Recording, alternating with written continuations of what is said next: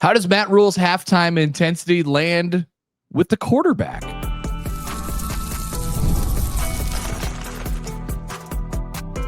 You are Locked On Nebraska, your daily Nebraska Cornhuskers podcast, part of the Locked On Podcast Network, your team every day. Good morning, and thanks for making Locked On Nebraska your first listen every day. We are free and available wherever you get podcasts and on YouTube, part of the Locked On Podcast Network, your team every day. And today's episode is brought to you by Monarch Money. Take control of your finances with Monarch Money and use the code LOCKEDONCollege at monarchmoney.com for 50% off your first year. Welcome. I'm Mitch Sherman from The Athletic. Connor Happer of 1620 The Zone is with me. You have found the Locked On Nebraska podcast Wednesday edition.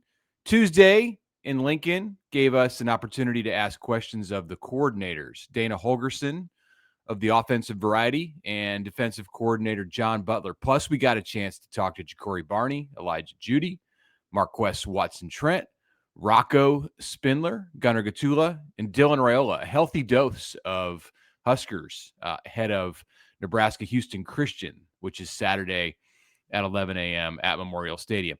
So maybe the best soundbite on Tuesday came from the quarterback, who's usually pretty good at just saying what needs to be said, Connor, and not drawing any extra attention to himself. Yeah, he is. He plays it pretty cool at the press conferences, toned down usually. But so I was curious, like maybe a few others. I don't know if anybody else thought about it this way, but I was curious. What's Dylan Raiola thinking when Matt Rhule's absolutely getting after him at halftime? And what's his attitude been like this week? And everybody knows what this week is. It's Houston Christian week.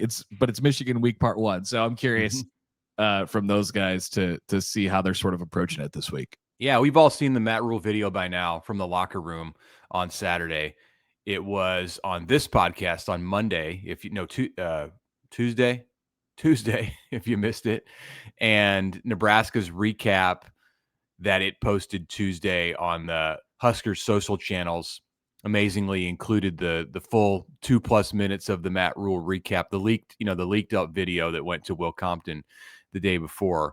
So Dylan was asked about that moment from halftime and how it impacted the Huskers, and here is his answer. How did you see the players around you, take his message? Oh, we took it. That's our leader, and that's our guy that we trust and that we love and care for tremendously. So when the head of the snake says that, we respond and we take it seriously. And I think as we went out after half and we went back out there, defense got to stop and the offense went down and scored. So he just challenged us and we answered the call. And I think when you have those types of moments, it builds a lot of team, character. And when you have a coach that cares that much, when you're up 33-0 at half, you got something special. A little typing there at the end. You heard the short, succinct question at the beginning too. I had to include that. Very well done. Asked by our own Mitch Sherman. Yeah. I mean, I think if there was any doubt, Matt Rhule has his team's full attention, like completely. And, I think looking at the faces in the locker room, because the Zapruder film footage that we got, it was kind of looking around at everybody else, and he's got everybody's attention. When he speaks, they listen. And when it's that intense, obviously that's the case as well. But like if you're really thinking about it in that moment and you pull yourself out of the situation, it's like, dude, come on, we're going to be all right. We're going to win this game, 48-0. We're going to go home, but it's not about that. It's truly not about that for Matt Rhule, or at least that's the message that he's trying to get across this week. We'll see what the message is next week. But, that's the thing about him. Like he's got these different sort of emphases on whatever week that you're in. And I think this is a perfect one for these 2 weeks in particular. Yeah, I wonder if he has strategy sessions like with Susan Elza and Pat Stewart and others in his program. You could probably include like psychology in that area, and if they figure out in advance, or maybe it's one of the first things that they do after a game is to determine like what is going to be the main message for the players. And in some ways for the public too, not as important, but that plays into the way that you impact the players. And this week, we started it off and we were like, all right, our main message of the week is going to be, let's look ahead to Michigan. Clearly that is not the choice that Nebraska is ever going to make about week 2. But what would it be? And the reason that we went there is because it's just like, well, there's not that much interesting about Houston Christian. Yeah, we can talk about their CVS in the end zone and about the fact that they have a good FCS level defense, but like that's not going to get you through the week. That's not going to get the players to fire on all cylinders at practice.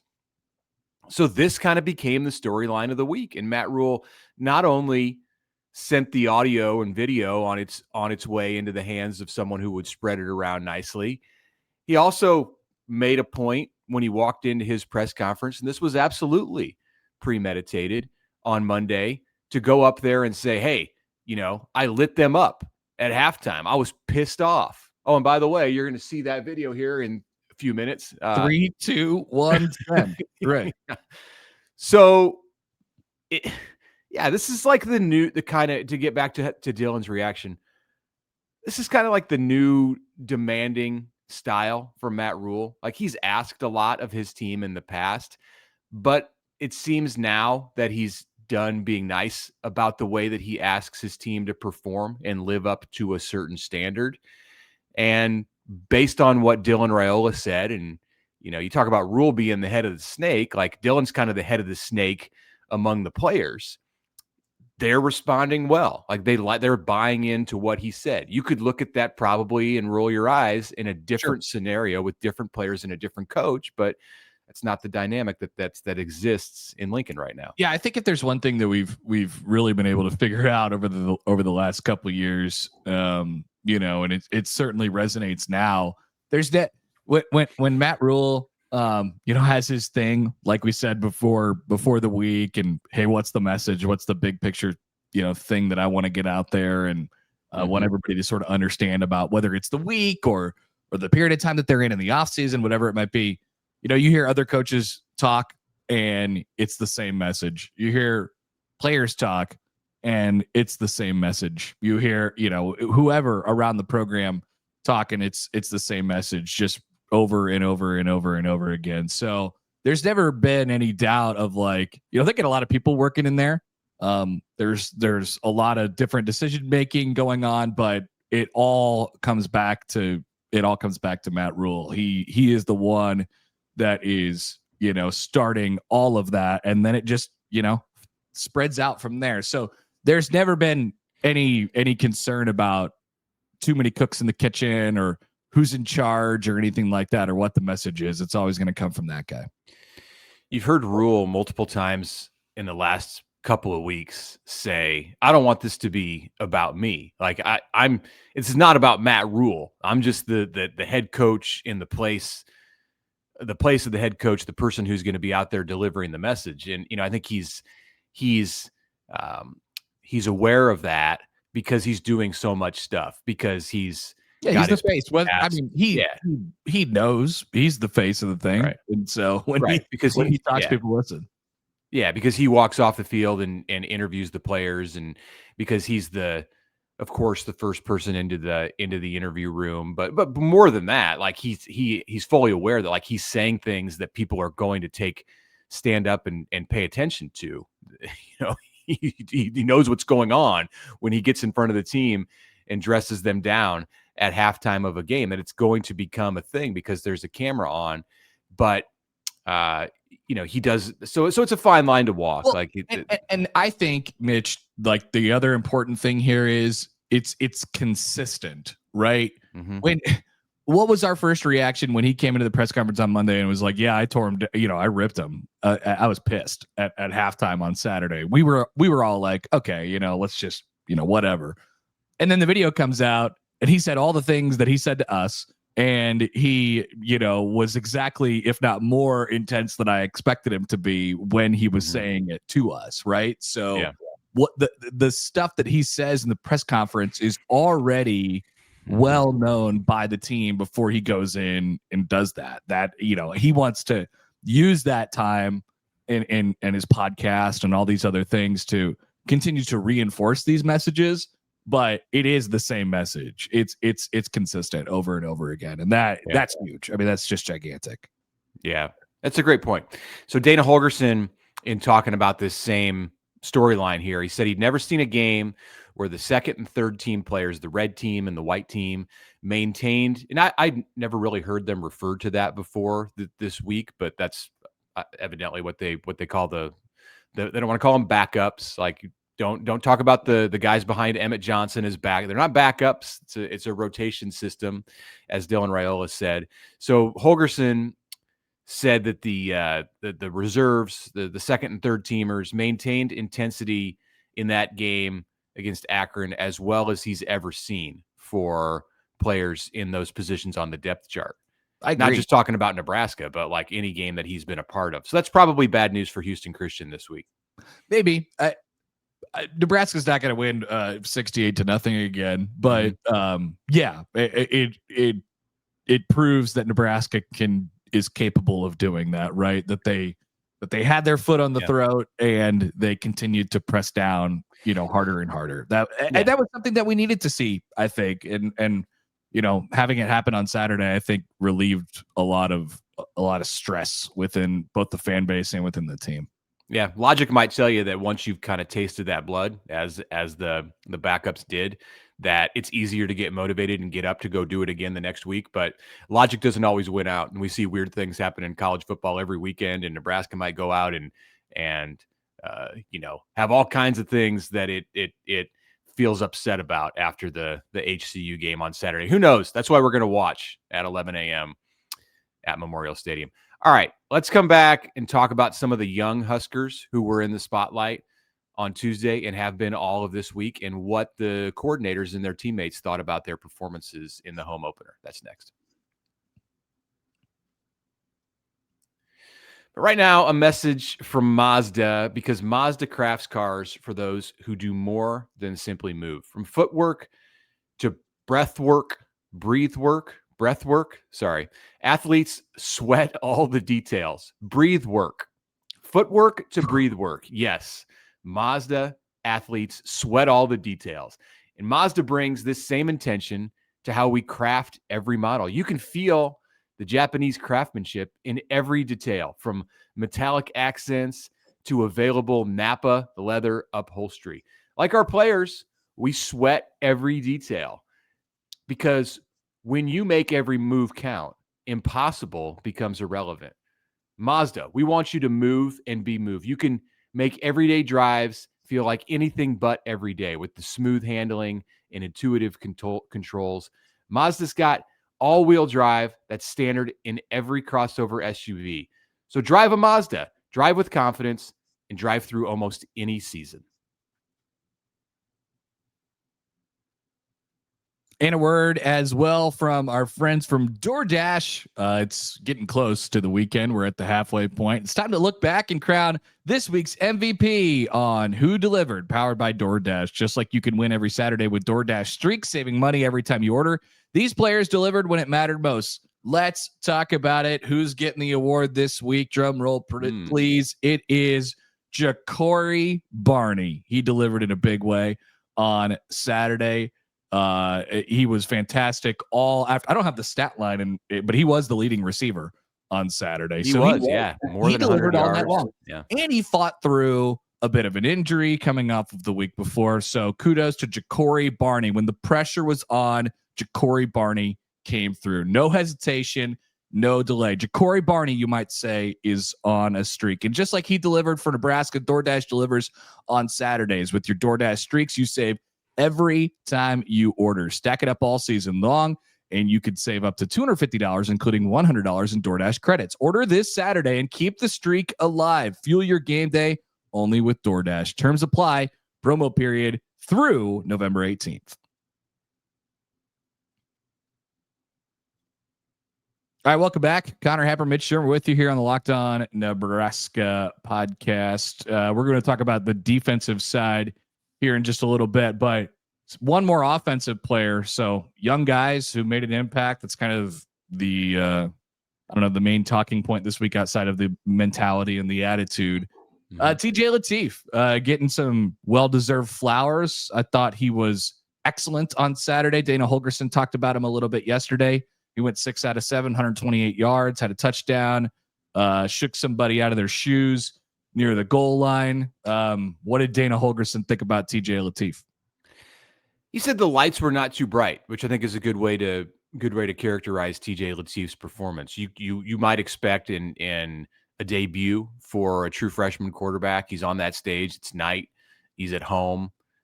Not exactly a moment where you feel like you can just slide in and ease your way into the comfort of playing college football. Now, it was 47-0 when he came into the game, so that's helpful. But he went out and operated and threw the football in a way that I had not seen him throw. And right. I watched TJ last year in high school once, and it was a different kind of offense that he was asked to run at Orange Lutheran in California. He did more with his arm in this second half against Akron. And I think that speaks to the time that he spent in the Nebraska program around Glenn Thomas, Nebraska's QB's coach, around Dana Holgorsen, around Dylan Raiola, who's been like a mentor, like a big brother. Somewhat ironically, since Dylan's actual little brother is coming to Nebraska next season to compete with TJ Lateef, but right. This is the role that he's playing, and he absolutely showed well, and I think gives Nebraska a lot of confidence that if at some point it needs to go to TJ Lateef in the Big Ten, that he's going to be available, and that they can use, if not their full playbook, they can use a part of their playbook that is effective and gives them an opportunity to be a good offensive team. Like I said, that could have gone the other way on Saturday. If he comes in the game and it's 47-0 and it just, he's not able to catch a snap, or, he's sailing stuff and it just is like, whoa, this is a lot for this guy.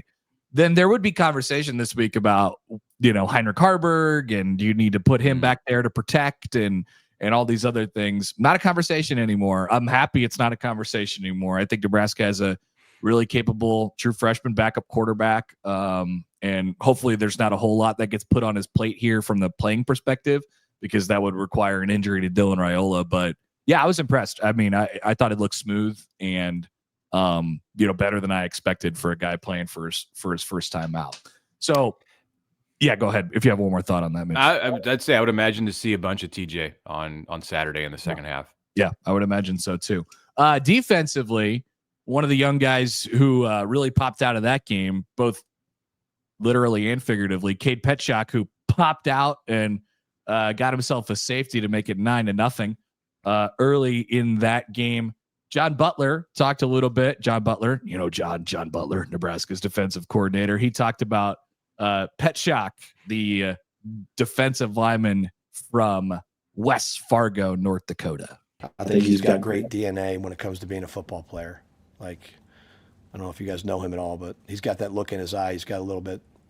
I told the guys the other day, I coached 10 years in the NFL, and all the best defensive linemen I've ever been around had a little bit something off on about them, in a good way, meaning that they were there because they knew that was the toughest and most physical position that you're going to play in, and you're battling every Sunday. And then you look at Kade, and he has that look about him that he's going to play really hard, play very physical, play with a lot of passion. We wanted to play him a little bit more in the Kansas City, in the Cincinnati game, and did not. That's our fault. We should have played him more. But when he played this past weekend, he played to a level that we expect him to play and continue to get better, and I think he's going to help us. I think he'll be a steady member of that front moving forward. I like that. They immediately see him. They're like, something's wrong with this guy. I like him. He's going to be a good defensive lineman. And if you think about it, that is kind of accurate on defensive linemen. You can go through a list of players who were great in the NFL and have been great, guys at Nebraska who've been great. You're like, yeah, they play right up to the edge. And that there's another common theme for Nebraska on the defensive side and as a team in general. Go back to the preseason, and we heard John Butler talk about how he wanted Nebraska's defense. This was more in reference to the secondary, but he wanted the defense to play right up to the edge that it was allowed by the officials to play. And I think that in a roundabout way, that's like what he's describing with Kade Pietrzak, the freshman, up front on the defensive line. Like, he's going to do everything that he can do within the rules. Like, he's just a little bit crazy. Like, he's got that look in his eyes, and you love to see that from defensive linemen. It's like hard to describe, but when you've been around a defensive lineman who's great, and when you've seen them on great teams, you absolutely know what John Butler's talking about. Yeah, they played quite a few defensive linemen. I think another thing that is kind of important to remember here is that they're still kind of getting healthy at that position. Like, they're still kind of coming back a little bit as well. Like, Pietrzak, I think, was going to be a part of it, seemingly no matter what. But Gabe Moore, looking at the counts right now, Gabe Moore got 13 snaps on Saturday. His first action. And then Jalen George got 9, and he was kind of supposed to be a part of this thing from the start as well. And then you saw a guy like Ashton Murphy pop through with the sack later on in the game. Winery, he led the defensive linemen in snap counts on Saturday with 26 of them. So they played Dylan Parrott, they played Mesa Goldman, David Huffkin got in, Landon Davidson got in, Sua Lafotu got in, Maverick Noonan got in there a little bit as well. So they played a bunch of guys, and they're still kind of without, a couple there as well. So I think it's probably an upward trajectory, especially when you get performances like you're getting from Pietrzak now, who I don't know about you, Mitch, like, there was conversation about him before, during fall camp, is like, hey, this guy's coming along a little bit, but I didn't really factor him into my equation this year of what I thought the defensive line was going to be. So if you get these surprise, quote unquote, performances from these guys, then all of a sudden it's onward and upward. So I think they'll develop. It's young and inexperienced along that defensive line, but they'll continue to get better. Yeah, maybe the most important thing they're doing there, and Butler touched on this on Tuesday as well, is they're moving players around so that they can have the best lineup on the field. Like Cam Lenhart plays the same position on the depth chart as Williams Winery and Kade Pietrzak, and they don't want to be in a spot where at any time only one of those players can be on the field. Like, as Pietrzak's comfort level and skill set and his physicality improves, and he's already pretty physical, but again, he's a true freshman. He's a few months out of high school.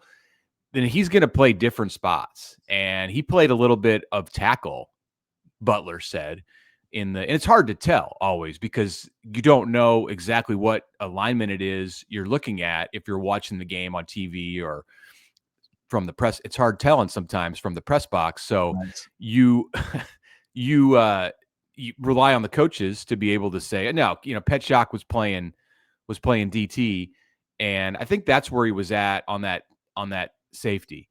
So in Lenhart, same kind of thing. He played multiple spots on the defensive line, and of course played fullback on the offensive side too. They said he played nose for a second, like that's odd. Which is super odd because he's not a nose tackle, but that's what Rhule. I think he mentioned that on Monday, or he mentioned on Saturday after the game, after he was talking about his injury with the club thing. And they were like, what happened to him? And he got surgery and he came back and he was like, yeah, he was just right in there. He'll do whatever is asked of him, including, playing nose if we asked him to do that. He wasn't doing that for the entire game, obviously, but he's kind of one of those guys. So they have a lot of options, and it is yet to be determined on how they're going to hold up during Big Ten play. But I think the idea is kind of chaos and just make sure the offense doesn't know what's going to get thrown at them on any given moment. And they've exhibited some of that so far. Okay. Let's take a break and come back and talk about Michigan developments and Ann Arbor early in this week ahead of the Wolverines game against Central Michigan before Sherrone Moore goes and locks himself into the basement. That's coming up next.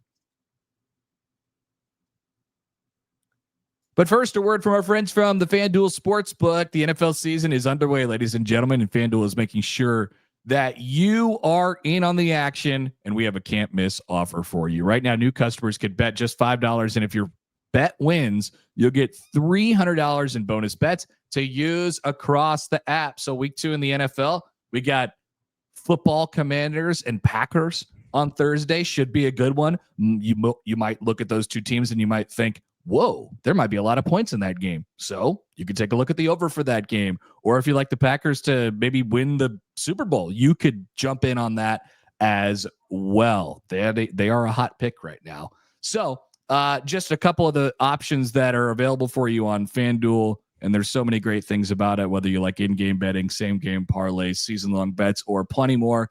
It is always there for you, and it makes every game more exciting. So I think you're ready to go. I'm going to make the diagnosis on you. You are ready to go right now. Download the FanDuel app right now by visiting FanDuel.com to get started, and that's FanDuel.com. Place your first $5 bet today.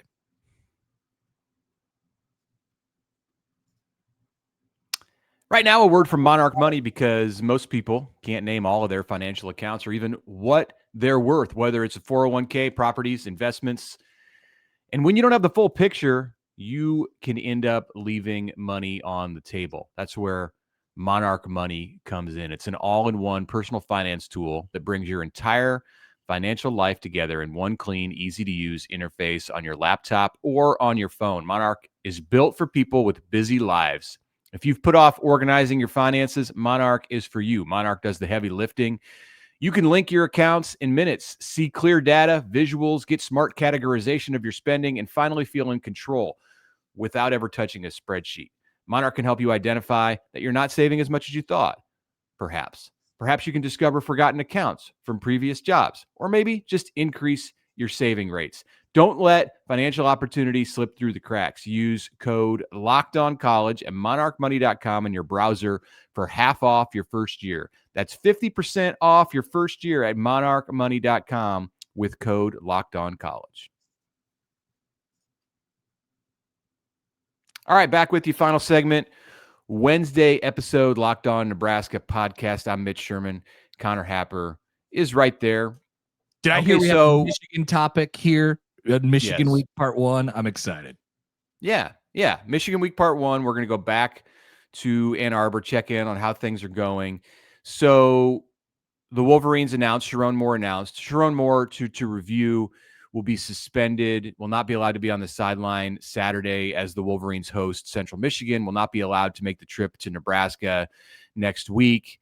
Second-year coach is serving his punishment for his role in the Michigan sign-stealing scandal that blew up in Michigan's national championship season in 2023. So he'll also miss a game next year, but these are the two that they've chosen for him to serve this season. He has to leave on Saturday morning as soon as the clock hits midnight on Saturday, game day, and then he can come back after the Nebraska game. So it was announced by Moore that Biff Poggi. I've never known. It's one or the other, but yes, he's the giant mountain of a man who didn't wear sleeves when he was the head coach at Charlotte over the last couple of years. 65-year-old Biff Poggi will be the acting head coach. He is the associate head coach in his primary role under Sherrone Moore. Worked at Michigan for Jim Harbaugh. That's kind of where he got, built up his profile in college football, and then coached, as you mentioned, the Charlotte 49ers for 22 games before he was fired last year. I say the 49ers because this is not to be confused with the Carolina Panthers. And his time did not coincide, interestingly or not interestingly, with Matt Rhule's time in Charlotte as the coach of the Panthers. They're both in Charlotte, just like USC and UCLA. They're both in LA. It's weird. You can have two teams in one town. So we'll see Biff on the sidelines. We would have been there anyway, but we'll see him. We'll see him making the calls on fourth down, making the big decisions for Michigan out at Memorial Stadium next Saturday, 2:30 p.m. CBS. You're going to have their A team on Brad Nessler, Gary Danielson. Yeah. Gary Danielson's first game ever as a college football broadcaster was at Memorial Stadium. I think you told me this over the summer, Greg, because you talked to him. What year was this? Oh, that's a great question. All right, never mind. I think it was in the 80s. Yeah, he told me the story about coming in. He had maybe just stopped cut short his playing days in the NFL, and he came in and they do the thing where the visit with the coaches or the head coach before and getting ready. And yeah, he had a story about how Osborne just didn't have all that much time for young Gary Danielson at that moment, but he appreciated just getting to be around, and it was his taste of college football. And this is his last year. This is Gary Danielson's last year of doing this on CBS. So he's going out with a bang by coming to Memorial Stadium. He'll do games for the remainder of the season too, but this is part of his farewell tour. So right. Yeah, I'm excited. Yeah. So I have a thought. I have a little rant. Michigan is going to come to Nebraska most likely ranked. It's 23rd in the AP poll this week. They're going to take care of Central Michigan on Saturday. So how do you know that they're going to stay ranked? When people are moving teams up and down in the polls for no reason, Mitch. I suppose. I mean, if Michigan goes out and wins 21-13, there might be a bunch of people who say, forget that. I'm not ranking them. And they're kind of in dangerous territory. They could win 48-3 and drop, because the AP voters are absurd these days. It seems like. So right as Nebraska has this, will presumably have this opportunity to snap its 27-game win streak against AP-ranked foes, this subject is in the news because this week in the AP poll, the spotlight has been cast upon a voter from California who covers USC and moved Florida up 2 spots in the poll after the Gators lost to USF, to South Florida. Even more ridiculously, a voter who covers Georgia Tech moved Notre Dame from unranked to number 8 after a bye week, left Florida State off the ballot after the Noles beat Alabama, then put Florida State in at number 12 after the Noles beat East Texas A&M, beat the brakes off East Texas A&M. I guess that was the true determining factor, not the win over Alabama, and then dropped Ole Miss from 19th to unranked after it won at Kentucky. This is all very funny, but I don't care at all. I do not care at all. How do you feel about this? I believe I think I side with you in that I also don't care. I'm enjoying all of this. I enjoyed the video of the AP voter who messed up the Florida thing. She must have went on a podcast or something like that, and they asked her to explain her process, and she was like, yeah, it's fun. I just really like doing this. And I'm like, oh, you got to kind of have a reason for these things when they ask you. So yeah, people get really bent out of shape about this. And the AP poll matters in the sense that it is a historical reference point, right? For sure. Nebraska's very, very long streak now of not beating an AP ranked team. So it matters from that regard. You would like to find a set of voters that watch college football, and that is kind of the bare minimum. And I don't know that that's happened here, but generally, no. I just enjoy it for the comedic elements of it. My main issue is that people were taking this way too seriously on Tuesday, up in arms. This voter needs to be removed from life. No, all right, we have a 12-team college football playoff. So there will be a poll that comes out in October that is the real poll that matters, that determines the postseason. This is just for talking, for conversation. Right. I don't love the idea that you're going to have all these shenanigans with the poll, but again, I also don't think it's reason to get extremely upset. I'm not advocating that we get rid of it. It's great for conversation. I would hate to see a situation where you don't come into a season and have an Ohio State-Texas matchup and see those little numbers next to their game. It gives people who don't follow this as closely as, and even people who follow it closely, it's nice to know this is what where the poll places them. But it doesn't matter. We're still acting. Some people are still acting like it determines the national champion. as it used to. And that's just not the case. We don't care about the AP poll in basketball, right? Like you hardly even notice it. And hilariously, Mitch, I'm glad you mentioned that because I'm pretty sure in basketball, there was a guy who votes in the AP poll in basketball who mistakenly put in like Arizona State in like the top 10, but he meant Arizona. I'm pretty sure this was last year or 2 years ago. That was a great moment in AP poll history. But you're right. Like it doesn't actually count for much except for the reference point. And it's definitely not worth getting up in arms about on the internet. I'm just enjoying watching all this play out, but we don't need to be hurling insults at the AP. I would say most of them, almost all of them, care deeply about college football and watch the requisite amount of college football necessary to be able to be to be able to vote in this poll. Some don't. And that is probably a problem. That's where you need to find some new voters. But it's really not a big deal because as the voters said, Mitch, it all evens out. It all evens out in the end. And you end up getting a good consensus on where people stand on these teams.